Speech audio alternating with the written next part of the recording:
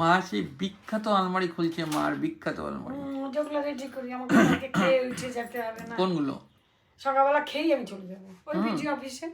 এই যে পীযুষের এখানে না, পীযুষ তো এইদিকে। বিডিও অফিস এটা। হ্যাঁ হ্যাঁ, পীযুষের ওখান থেকে। ওখানে আমার যেতে হবে না কালকে আমার। কেন মা? ওই যে কি দেখ না, ভোটের সমস্ত কাগজপত্র আমি দিলাম জলপাইগুড়ি থেকে এনে। হ্যাঁ, এখন বলে কি আবার দেখা করতে হবে।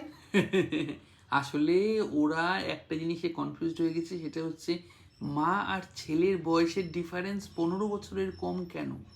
দেখো, মানে তোমার 15 বছরেরও আগে কি আমি হয়ে গেছি? ওরা এটা সন্দেহ করে যাচ্ছে যে এটা কিভাবে পসিবল যে তোমার বয়স 15 হওয়ার আগে আমার জন্ম হয়ে গেছে। মানে তোমার আর আমার বয়সের ডিফারেন্স 15 বছরেরও কম দেখাচ্ছে।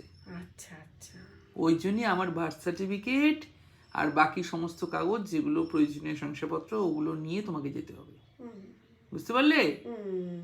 ওদের সন্দেহ হওয়াটা তো স্বাভাবিক না, যে মা ছেলের বয়সের ডিফারেন্সে 15 বছরের কম কেন।